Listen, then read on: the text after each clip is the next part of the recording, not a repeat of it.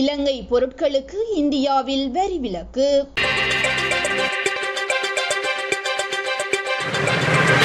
இலங்கையில் உற்பத்தி செய்து இந்தியாவுக்கு ஏற்றுமதியாகும் பொருட்களுக்கு வரி விலக்கு உள்ளதாக தென்னிந்தியாவிற்கான இலங்கையின் துணை உயர்ஸ்தானிகர் கணேசநாதன் கேதீஸ்வரன் தெரிவித்துள்ளார்.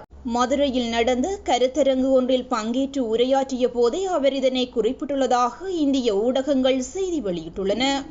மதுரையில் தமிழ்நாடு தொழில் வர்த்தக சங்கம் சார்பில் இலங்கையின் ஏற்றுமதி இறக்குமதி மற்றும் முதலீட்டு வாய்ப்புகள் குறித்த வணிக விளக்கவுரை கூட்டம் இடம்பெற்றிருந்தது.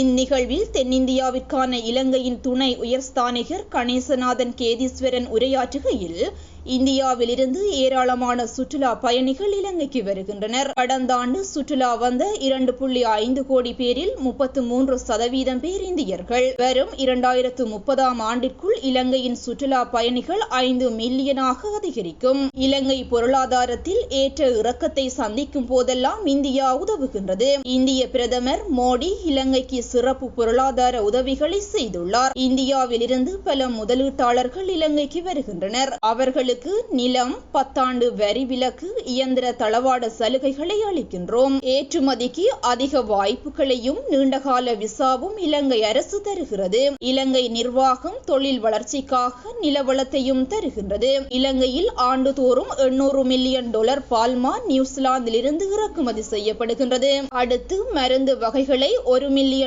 அளவுக்கு இறக்குமதி செய்கின்றது. அவற்றை அங்கு உற்பத்தி செய்யலாம். வரியில்லா வர்த்தக சேவை மூலம் பல்வேறு நாடுகளுடன் வர்த்தகம் செய்ய இந்தியாவுக்கு ஒரு கேட்வே போல இலங்கை அமைந்துள்ளது. இந்தியாவின் 5400க்கும் மேற்பட்ட பொருட்கள் ஆண்டுதோறும் $6 பில்லியன் அளவுக்கு விற்பனையாகிறது. இதுபோல வரியில்லா வர்த்தக ஒப்பந்தத்தை அமெரிக்கா, தாய்லாந்து, சிங்கப்பூர் உட்பட பல நாடுகளுடன் இலங்கை மேற்கொண்டுள்ளது. இந்தியாவில் இறக்குமதி வரி விதிப்பு 22 முதல் 40% வரியுள்ளது. அதே சமயம் இலங்கையில் பொருட்களை உற்பத்தி செய்து இந்தியாவுக்கு கொண்டு வந்தால் அதற்கு வரி விலக்கு உள்ளது என அவர் மேலும் கூறியுள்ளார்.